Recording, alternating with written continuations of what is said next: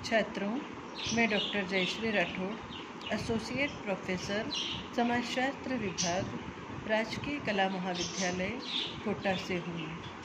छात्रों, आज हम बीए प्रथम वर्ष का प्रथम पेपर, जिसका यूनिट फर्स्ट में समाजशास्त्र की परिभाषा के अंतर्गत एलेक्स एंकेल्स के विचारों का अध्ययन करेंगे। एलेक्स एंकेल्स ने अपनी पुस्तक व्हाट इज सोशियोलॉजी में समाजशास्त्र पर चर्चा की है। यह पुस्तक पहली बार सन 1965 में प्रकाशित हुई। इसके बाद इसके कई संस्करण निकले। इस पुस्तक की विशेषता यह है कि इसमें लेखक ने समाजशास्त्र को सही तरह से परिभाषित करने के लिए कई वैकल्पिक उपागम अपनाए हैं। कोई भी उपागम अपने आप में पूर्ण नहीं है, लेकिन विभिन्न संदर्शों के माध्यम से समाजशास्त्र का विश्लेषण करने का प्रयास इन उपागमों में किया गया है। एलेक्स एंकेल्स ने तर्क दिया है कि समाजशास्त्र का अर्थ सामान्यतः इन 3 उपागमों द्वारा सम्यक रूप से देखा जा सकता है। ये उपागम है: पहला, ऐतिहासिक उपागम, हिस्टोरिकल अप्रोच; दूसरा, अनुभविक उपागम, एम्पिरिकल अप्रोच; और तीसरा, विश्लेषणात्मक उपागम, एनालिटिकल अप्रोच। छात्रों, अब हम पहला उपागम, ऐतिहासिक उपागम के बारे में चर्चा करेंगे। इस उपागम में एंकेल्स ने ऐतिहासिक विधि को अपनाया है। इस दृष्टि से यह उपागम आगमनात्मक इंडक्टिव है। उनका कहना है कि ये विचारक, जिन्होंने समाजशास्त्र को एक ज्ञान शाखा कहकर परिभाषित किया है, उनकी परिभाषा कौन सी है। यदि हम ऐसे विचारकों को पहचान लें, तब हमें यह ज्ञात हो जाएगा कि समाजशास्त्र को उन्होंने किस तरह परिभाषित किया है।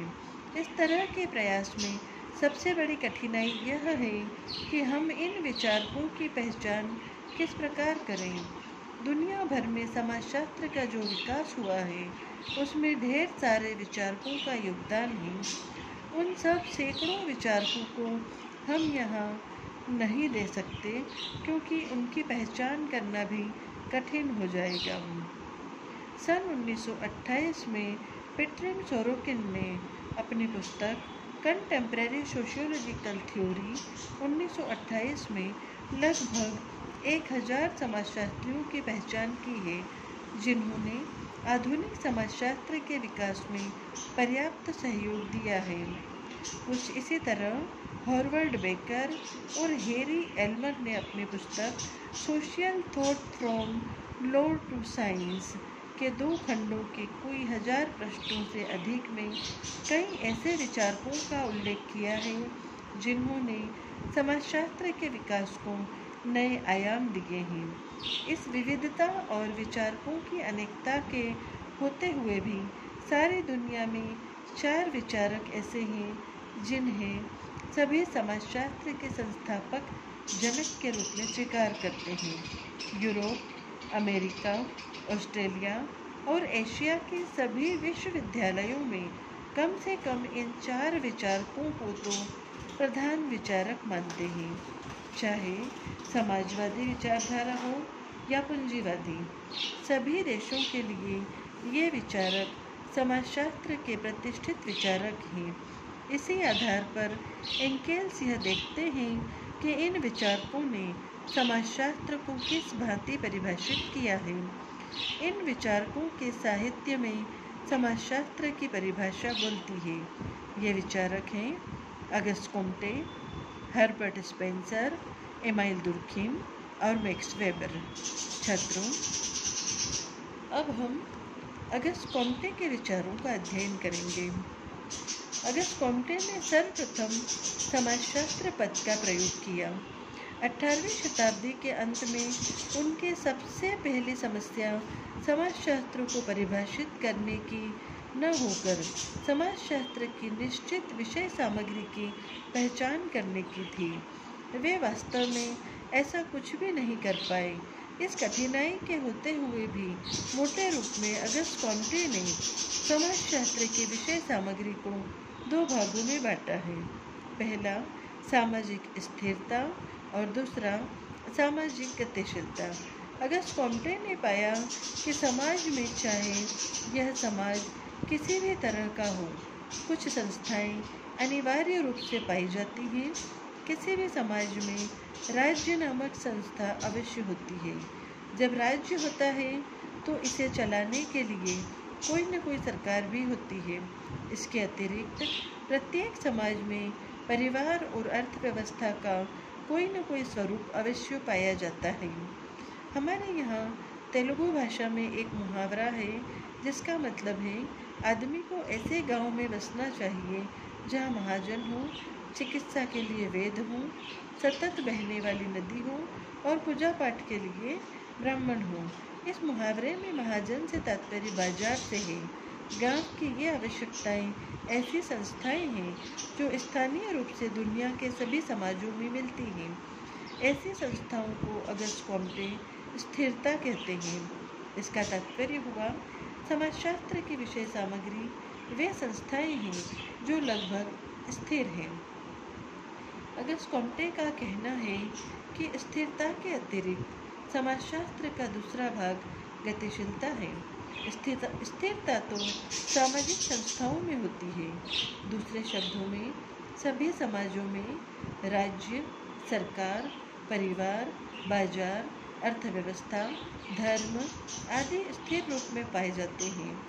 आज से 100 वर्ष पहले भी कोई न कोई स्वरूप परिवार, धर्म आदि का रहा है, इसलिए इन्हें कॉम्टे स्थिरता कहते हैं। इतिहास में कितने ही उतार चढ़ाव आए, युद्ध और क्रांतियाँ हुई, पर आज भी परिवार, राज्य, सरकार आदि पाए जाते हैं। अतः कॉम्टे के अनुसार स्थिरता का तात्पर्य बृहद सामाजिक संस्थाओं का पाया जाना है। अगस्त कॉम्टे गतिशीलता को संपूर्ण समाज के साथ जोड़ते हैं। समाज जिसमें संस्थाओं की स्थिरता होती है, बदलने लगता है तो यह गतिशीलता है। स्थिरता संस्थाओं में देखी जाती है, जबकि गतिशीलता संपूर्ण समाज में देखी जाती है। भारत के गुप्त काल में परिवार और राज्य थे, वे आज भी स्थिर हैं, लेकिन गुप्त काल में जो समाज था वो आज बदल गया है। इसे अगस्त कॉम्टे गतिशीलता कहते हैं। यद्यपि कॉम्टे ने समाजशास्त्र की विषय वस्तु स्थिरता और गतिशीलता बताई है। दूसरे शब्दों में, कॉम्टे का स्थिरता से मतलब सदी दर सदी चलने वाली संस्थाओं से और गतिशीलता से तात्पर्य समाज में होने वाले परिवर्तन से है। छात्रों, अब हम हर्बर्ट स्पेंसर के बारे में अध्ययन करेंगे। स्पेंसर की पुस्तक प्रिंसिपल्स ऑफ सोशियोलॉजी सन 1877 में प्रकाशित हुई। इनकी 3 जिल्दें हैं। इन जिल्दों में स्पेंसर ने समाजशास्त्र की विषय वस्तु का विशद वर्णन किया है। कॉम्टे की तुलना में स्पेंसर की यह कृति अधिक स्पष्ट और बृहद है। वे सिलसिले से उन सभी विषयों का उल्लेख करते हैं जो समाजशास्त्र की विषय वस्तु है। जैसे उन्होंने नियंत्रण व्यवस्था, जिसे आज हम सामाजिक नियंत्रण कहते हैं, का उल्लेख किया है। स्पेंसर के अनुसार समाजशास्त्र की विषय वस्तु के अतिरिक्त समाजशास्त्र की अध्ययन सामग्री में श्रम विभाजन, स्तरीकरण, समिति, समुदाय आदि शामिल किए गए हैं। यह भी निश्चित है कि ये संस्थाएं आज भी सभी समाजों में पाई जाती हैं। स्पेंसर ने उन प्रक्रियाओं का उल्लेख भी किया है जो इन संस्थाओं में गठजोड़ भी बनाए रखती है। यह समाजशास्त्र का एजेंडा होना चाहिए कि वह इन संस्थाओं में जो गठजोड़ करे उनका अध्ययन भी करें। सच में देखा जाए तो परिवार, राजनीति, धर्म आदि में पारस्परिक संबंध है। इन पारस्परिकता का अध्ययन भी समाजशास्त्र को करना चाहिए। स्पेंसर ने आग्रहपूर्वक कहा है कि समाजशास्त्र के अध्ययन की इकाई संपूर्ण समाज होना चाहिए। छात्रों, अब हम इमाम दुर्खिम के बारे में अध्ययन करेंगे। दुर्खिम को समाजशास्त्र का संस्थापक विचारक माना जाता है। आज जिसे हम प्रकार्यवाद कहते हैं, उसके प्रणेता वे ही थे। वे कॉन्टे और स्पेंसर की तरह निश्चित रूप से कोई वृहद तालिका तो नहीं बना सके जिसे समाजशास्त्र के अध्ययन का विशेष क्षेत्र कहा जा सके। फिर भी उन्होंने इस विषय के बारे में जो निश्चित धारणाएं रखी हैं, उन्हें उनकी पुस्तक रूल्स ऑफ सोशियोलॉजिकल मेथड्स में देखा जा सकता है। दुर्खिम ने दो महत्वपूर्ण कार्य किए। पहला, समाजशास्त्र की परिभाषा और दूसरा, सामाजिक परिवर्तन। दुर्खिम का आग्रह था कि एक निश्चित संज्ञान के रूप में समाजशास्त्र की परिभाषा स्पष्ट और बंदी बंधाई होनी चाहिए। यह परिभाषा कुछ ऐसी हो जैसी भौतिक शास्त्र और रसायन शास्त्र में। इसी संदर्भ में उन्होंने बहुत स्पष्ट शब्दों में कहा कि समाजशास्त्र वह समाज विज्ञान है जो सामाजिक तथ्यों का अध्ययन करता है, और सामाजिक तथ्य वे हैं जो व्यक्ति के मस्तिष्क से बाहर हैं और जिनका व्यक्ति पर दबाव होता है। यह इसलिए कि व्यक्ति के लिए समाज सर्वोपरि है। वास्तव में सामाजिक तथ्यों में बाह्यता और बाध्यता दोनों पाए जाते हैं और ये इसलिए समाज की विषय वस्तु है। आगे चलकर दुर्खिम ने अपने एक जर्नल में किसी दूसरे संदर्भ में समाजशास्त्र की अध्ययन वस्तु में धर्म, विधि, नैतिकता, विवाह, परिवार, अपराध, अर्थव्यवस्था आदि को सम्मिलित किया है। दुर्खिम का दूसरा महत्वपूर्ण योगदान सामाजिक परिवर्तन है। वे कहते हैं कि समाज का उद्विकास यांत्रिक सुदृढ़ता से सावयवी सुदृढ़ता की ओर बढ़ता है। एक ओर आदिवासी समाज है तो दूसरी ओर परिवर्तन के दौर में यह समाज सावयवी समाज का स्वरूप ग्रहण कर लेता है। प्रत्येक समाज में श्रम विभाजन होता है और यह श्रम विभाजन ही समाज को सुदृढ़ता देता है। कॉन्टे और स्पेंसर की तरह दुर्खिम ने समाजशास्त्र की विषय वस्तु और कुछ अंतर के साथ इसकी परिभाषा को अपनी कृतियों में रखा है।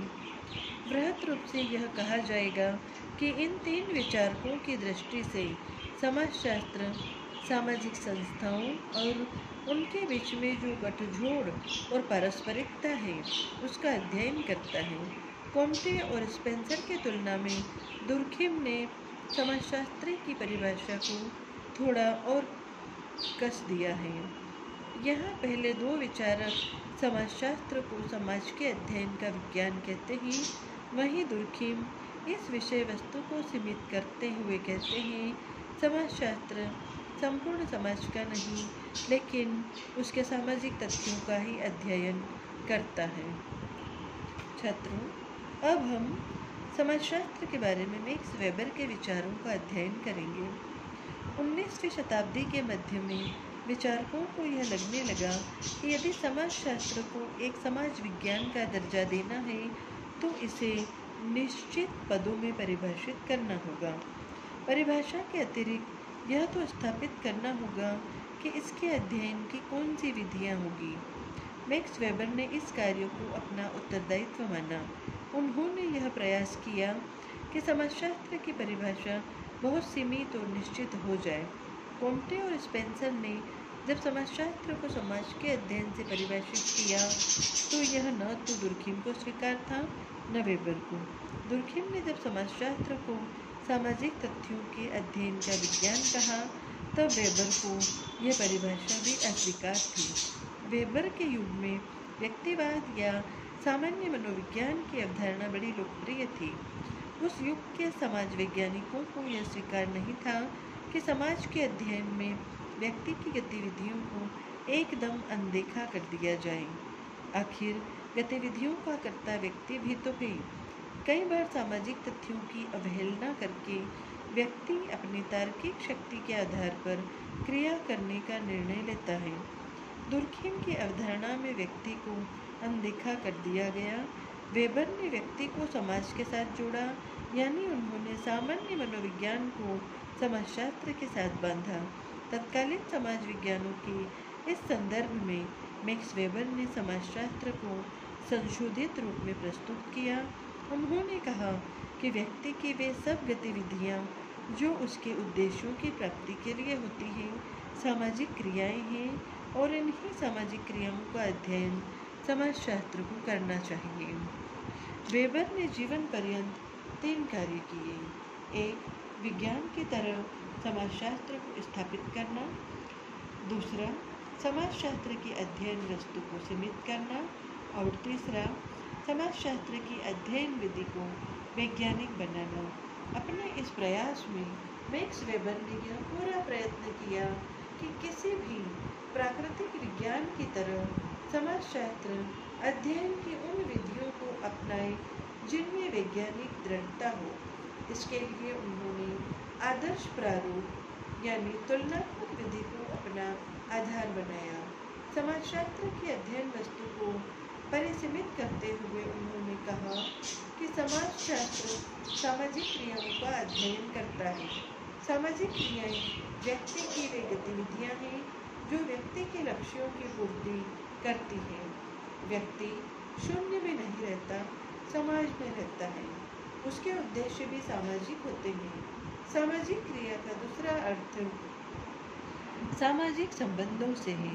इस तरह मैक्स वेबर के शब्दों में समाजशास्त्र वह विज्ञान है जो सामाजिक क्रियाओं अर्थात सामाजिक संबंधों का अध्ययन करता है।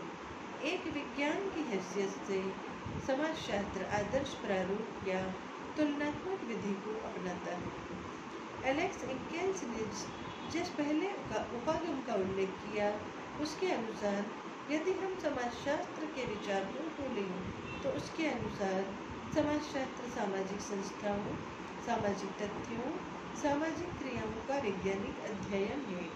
जहाँ अगस्त कोम्टे संस्थाओं की स्थिरता और सामाजिक गतिशीलता को समाजशास्त्र के अध्ययन वस्तु बताते हैं, जहाँ स्पेंसर संपूर्ण समाज के अध्ययन को समाजशास्त्र की सीमा में बांधते हैं, जहाँ दुर्खिम सामाजिक तथ्यों का अध्ययन ही समाजशास्त्र मानते हैं, वहाँ मैक्स वेबर सामाजिक क्रियाओं का अध्ययन समाजशास्त्र की विषय वस्तु कहते हैं।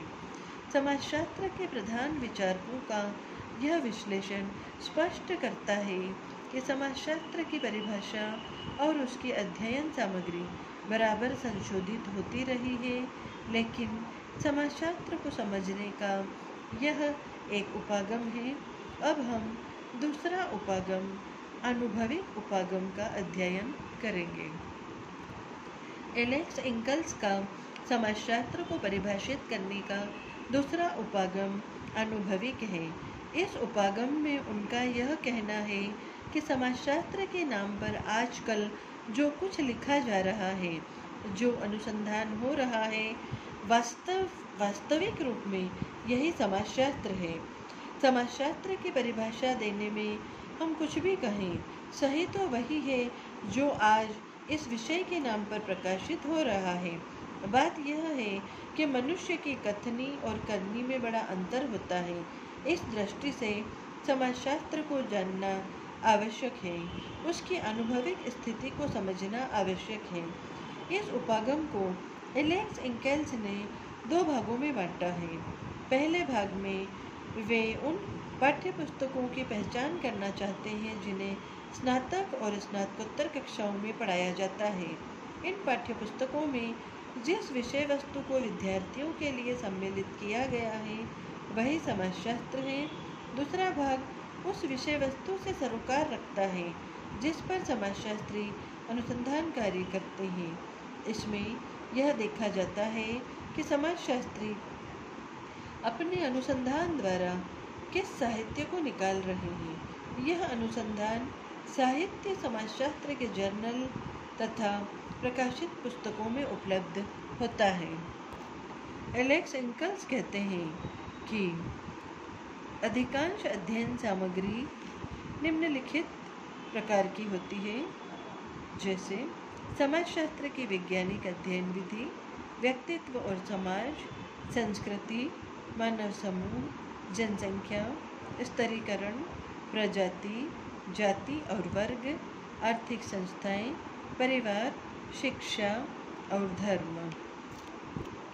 कुछ और विषय भी एलेक्स इंकल्स ने बताए हैं, जैसे शहरी और ग्रामीण जीवन, सामाजिक समस्याएं, सरकार और राजनीति आदि भी पाठ्य पुस्तकों में सम्मिलित हैं।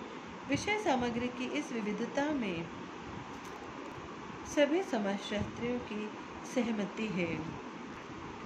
जाति, परिवार, गांव, उद्योग, विकास, अपराध, धर्म, राजनीति, सरकार, सहयोग और संघर्ष, शिक्षा, संचार, सामाजिक आंदोलन, व्यवसाय, स्तरीकरण आदि समाजशास्त्र की अध्ययन वस्तु के रूप में सम्मिलित है।